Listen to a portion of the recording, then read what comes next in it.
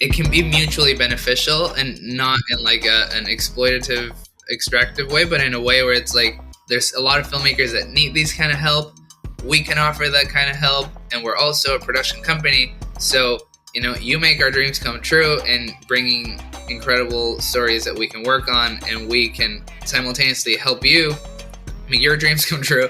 And that's kind of special. Hello, and welcome to Art Restart, where we learn from artists who, wherever they work, whatever they make, are shaking up the status quo in their fields and in their communities.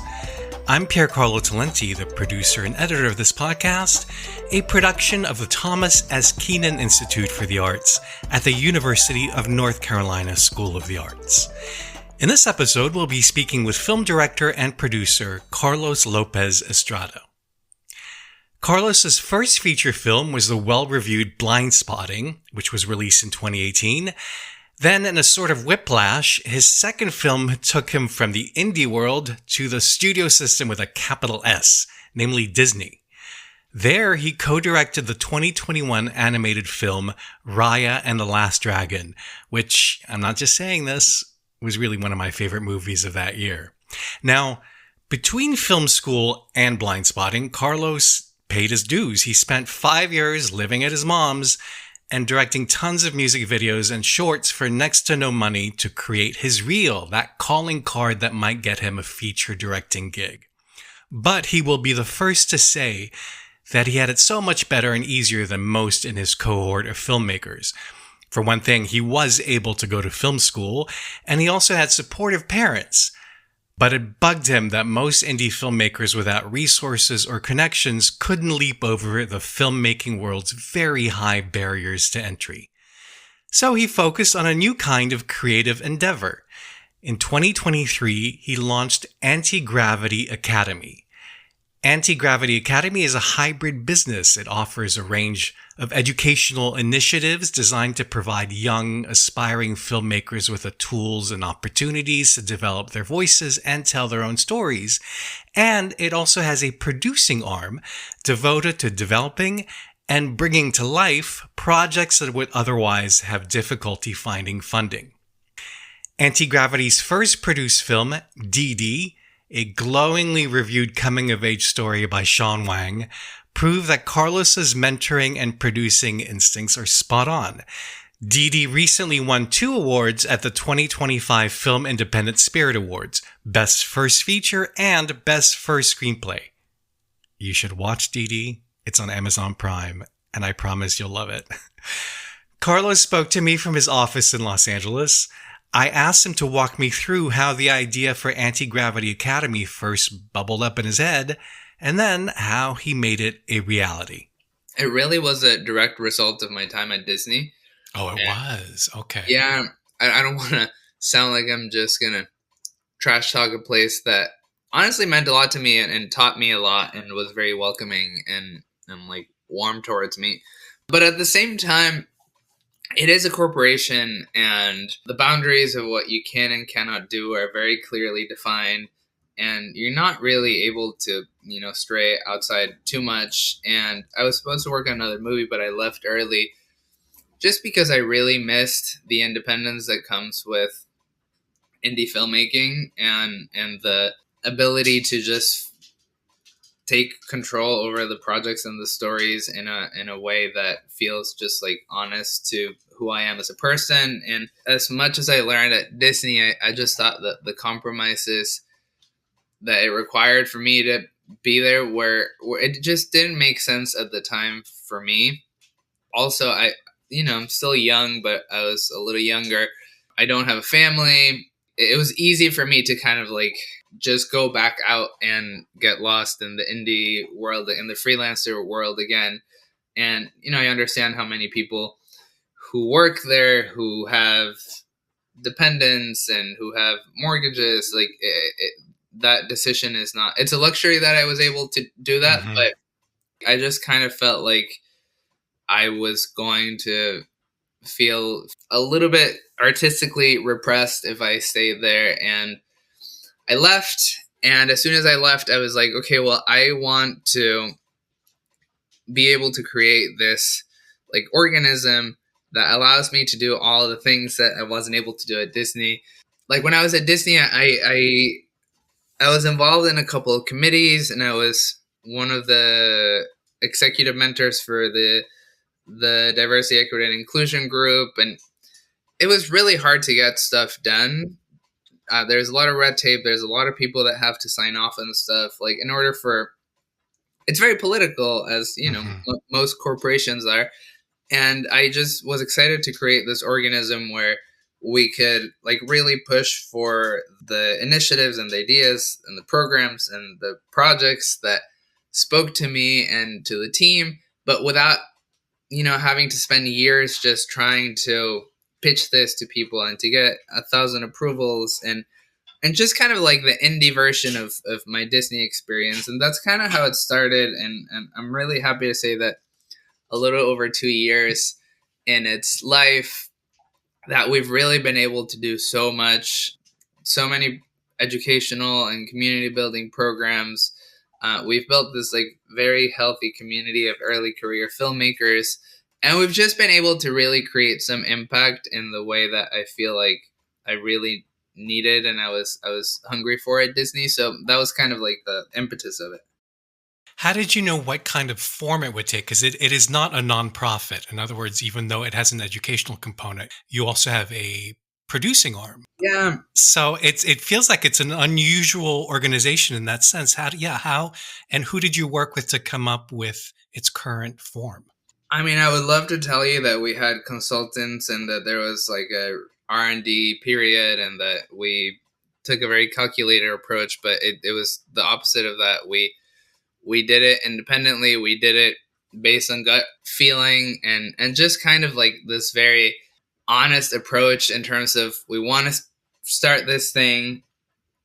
We have some ideas, but also want it to tell us what it wants to be.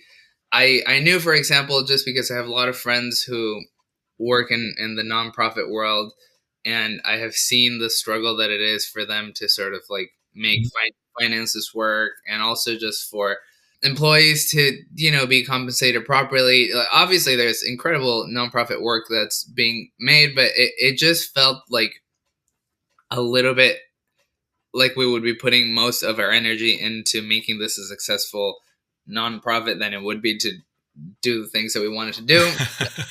We also knew that we wanted to produce, and that was kind of like at the heart of it. Like, we want to make things, and these things are hopefully going to have a commercial life, and these things are hopefully going to make some money, and that was kind of like at the center of it. We were thinking like, should we do a for-profit arm and should we do a nonprofit arm? And we were kind of struggling to just get one of these things going. So we were just like, you know what, let's just focus on the production company.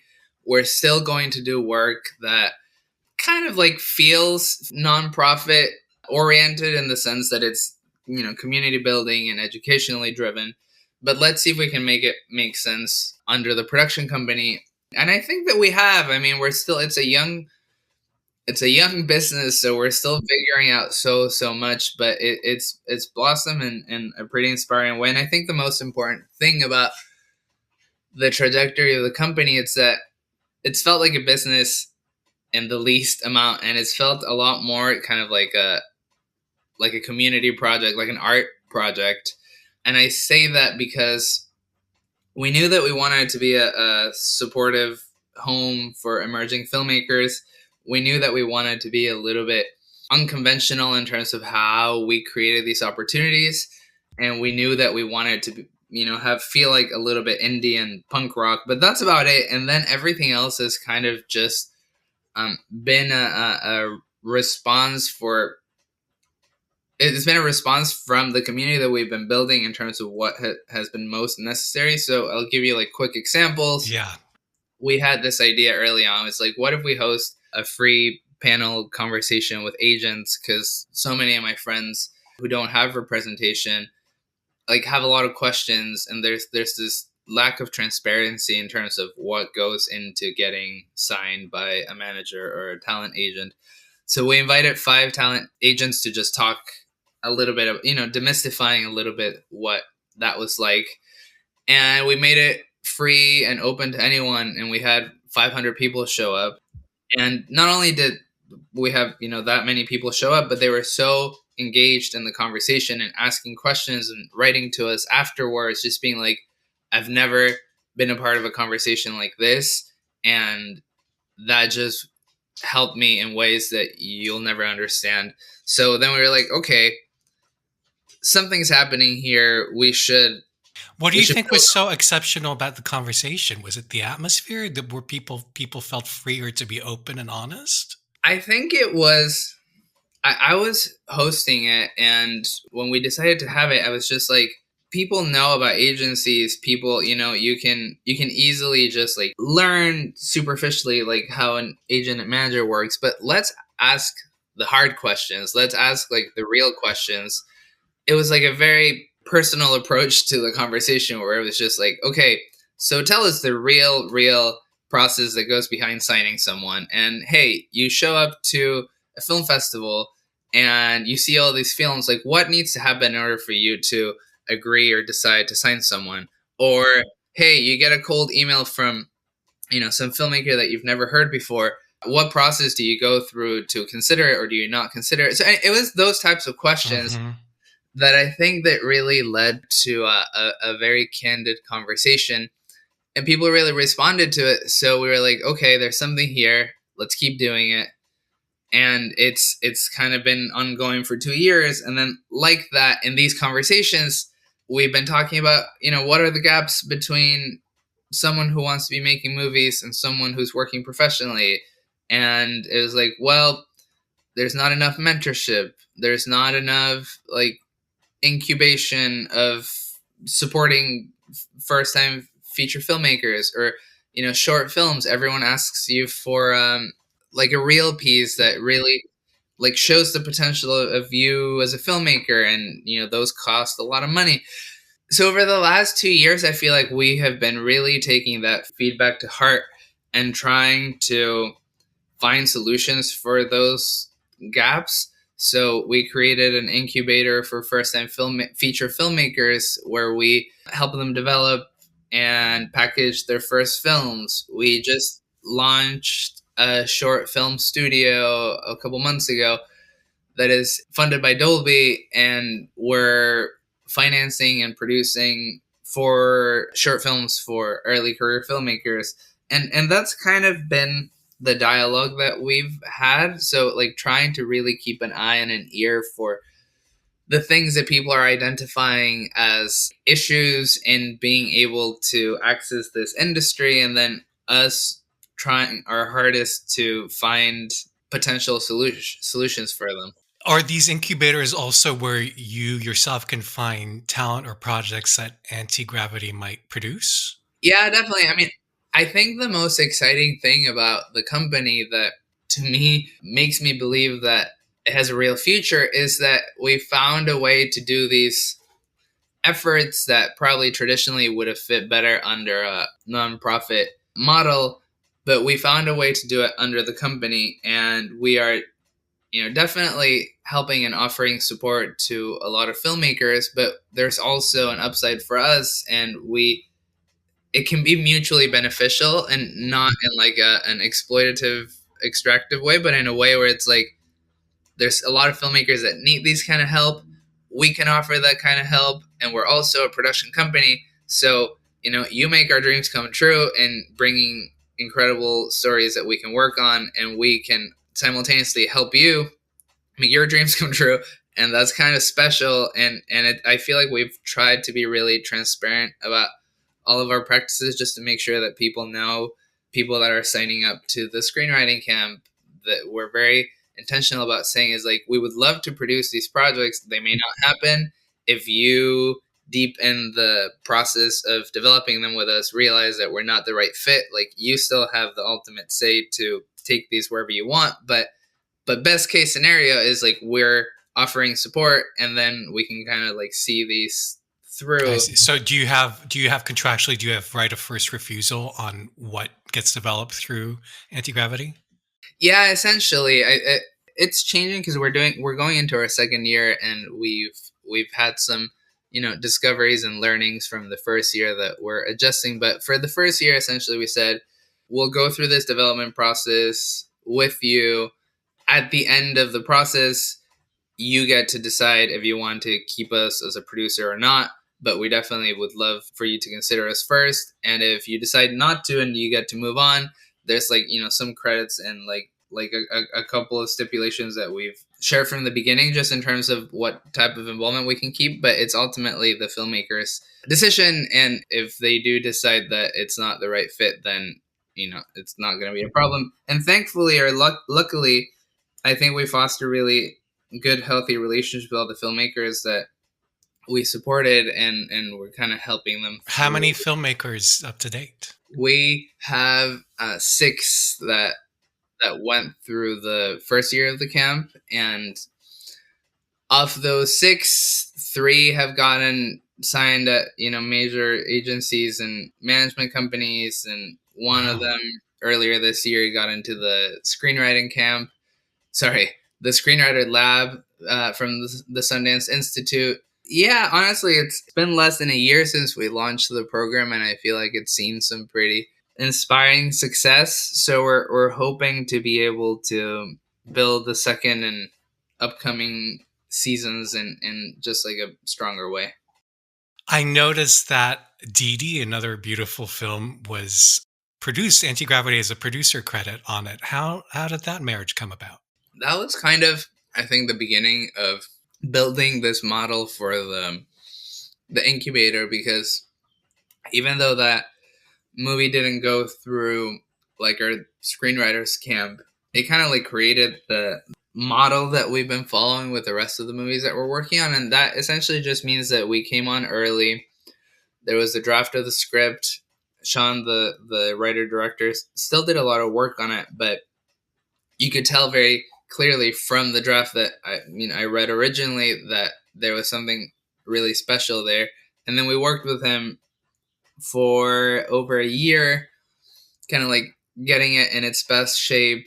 And then we helped Sean, produce from the ground up. So we were spearheading the financing efforts, the fundraising efforts. We didn't finance it ourselves, but we helped with the fundraising. We put together the production crew, we produced it, and then took it through release. So it was a very intimate, sort of like hands-on relationship that we had with the filmmaker. And then when we were putting together the camp, we looked back at that relationship and that trajectory with the film and tried to find a way to make it a little more systematic. You've developed 6 projects, you said. Are you taking on any to develop as your next produced film? The commitment of the screenwriters camp ends when they have the draft and we put the package together, like giving them something solid and concrete that they could take out to the market and try to get produced. And then we kind of collectively make a decision with the filmmakers whether it's something that we can hands-on produce, depending on timelines and bandwidths and just the belief that we can actually service the project. We're just finishing the first cycle, so the 6 movies are, some of them are at that stage and some of them almost at that stage. But the first one that we sort of like called ready was Thirsty Girl, which was this script written by Alexandra Chen, and that's the one that just went through the Sundance Labs, and that's the one that we're taking out with us attached as producer. So definitely that's the intention, and just based on the fact that we're a small company and working really hard, I don't know that we're going to be able to service every single one at that level, or at least immediately. Like we may need to space them out a little bit more, just for bandwidth reasons. But the intention is to hopefully be able to support all of them. And then if we do arrive at the point where we realize that it just doesn't make sense for the film, then we'd be, very happy to just see it hopefully flourish with someone else. You mentioned something earlier about how you wouldn't want an emerging filmmaker to follow your career path. In other words, which I always assumed that the way you got your reel is you made one way to do music videos. So I'm curious how you counsel emerging filmmakers to create their reel. Nowadays, entire films are shot on iPhone. Is your recommendation to do it quick and cheap, or to take the time to put together the quality team to make the project you want? Yeah, I mean, I think it's really hard to. I like your question, by the way. I'm not knocking your question, but I think it's really hard to give advice, like general advice, because I feel like it really just depends so much on each filmmaker and what their financial situation is, and like resources that they may have in their communities. But something that exactly what you were mentioning a second ago, we're really passionate and pushing this idea of community driven filmmaking and like available resource driven filmmaking, because I think that we've been taught and we've been trained to appreciate the films that look a certain way and have a certain type of polish, and that feel like films that you would see up on the screen, which are expensive. And making movies just period is like a very inaccessible art form, and it requires like so much equipment and so many resources and so many people. So you hear all these stories of people like going into debt and having to sell all of their belongings, and just like really struggling to get a short film made. And also just the reality of the fact that it takes a lot of work and movies and hours for you to like get good at the thing that you want to do.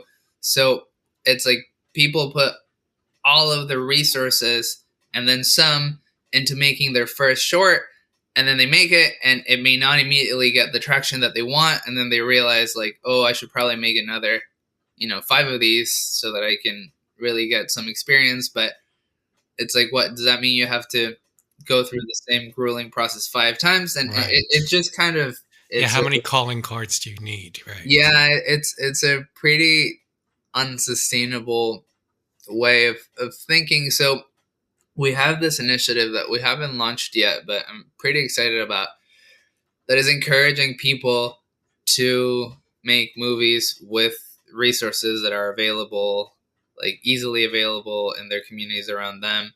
So shooting on phones and not relying on film lighting, and not relying on spending money on locations, like trying to come up with stories that you can shoot in your home or in public spaces or in places that you have access to.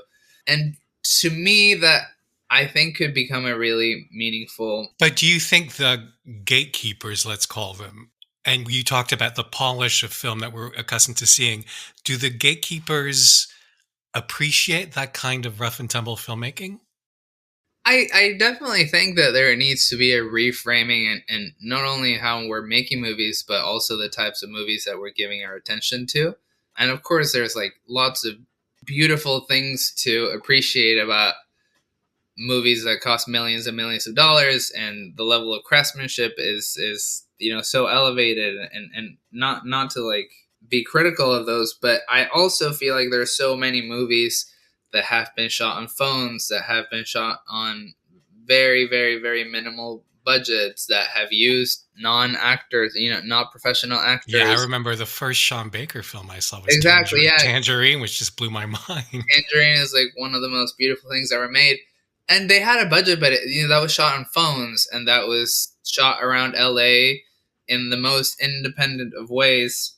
And to me, I think that bringing attention to that type of filmmaking, like indie filmmaking spirit, and giving our attention to that types of movies, I feel like hopefully can really lead to a shifting perspective, where all of a sudden people are being, just like someone can make a song in their bedroom right now, and then all of a sudden be ready to go on world tours. And just like most art forms require very little in order for you to create, I think that we have all the tools, and the technology exists so that filmmaking can be the most inexpensive that it has ever been.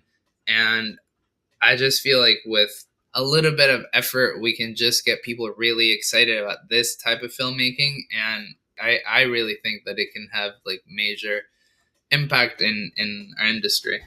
Do you still have time for your own filmmaking, or are you mostly producing now? I have time for my own filmmaking. Yeah, I'm prepping my next movie that we'll shoot this summer. It's definitely been a challenge to be able to service both worlds, the directing and the producing. But I will say that, because it was a question that was brought up earlier when we were starting the companies, like, are you going to be sacrificing your own work? And are you sure you're going to want to like give your energy to helping other people make their stuff? And I will say that, at least for the time being, it's been a very mutually beneficial relationship where I feel like the producing work that I've done has really allowed me to become a better filmmaker myself. How so? And just because I'm reading so many scripts, I am offering support, development support. I was on set for Dìdi, and Sean is a brilliant filmmaker, and he goes about things in ways that I don't, because, I have my own way of directing and troubleshooting and being creative. And being next to him, like, just really opened up my eyes to, like, so many different options in terms of, how to make a movie. And he's very good with improvisation, and he's a very good writer. And I feel like being so close to that process made me a better writer. And so now I'm going off, after 2 years of working on this company, I'm going off to make my next movie. And I definitely feel like there's been a significant improvement in just like my filmmaking and my critical and my writing skills. Did you write the script as well? I did with my writing partner. I definitely feel like I've unlocked a new level that I don't think I would have been able to unlock had I not had these producing experiences, or maybe it would have taken me just like way, way longer. So it's trying on my schedule, and I'm definitely going to bed really late at night every day. But, I'm young. I like it. I have the energy. I still don't have family. So my friends are just cool with me just sometimes being present and sometimes not. And it makes sense. I don't know how sustainable it is for the rest of my life, but for now it makes sense, and I'm learning a lot. And I think the most important thing is that I'm really enjoying it, and we're doing all these events and these like in-person gatherings that have been just really motivating, because I think people from the community that we've built show up and just like thank us for the work that we're doing, and give us like really on like specific examples in the ways that the work that we've done have made their journey a little bit less impossible. And that just feels very rewarding, and I'm glad to be doing it. I think it's really you'll see my next movie, and I think you'll hopefully feel how all the work that we've done has really sort of like made its way onto the creativity. So I'm happy about it. If you'd like to read a longer version of this interview and learn more about Carlos, just head to uncsa.edu/artrestart. Your word of mouth is so crucial to us reaching new listeners. So if you enjoyed this episode, won't you please share it with a friend? Oh, and please leave us a review or a rating on whatever podcast platform you use. Our theme music is by Shanghai Restoration Project. I'm Piercarlo Talenti, and on behalf of the Thomas S. Keenan Institute for the Arts at the University of North Carolina School of the Arts, thank you for listening.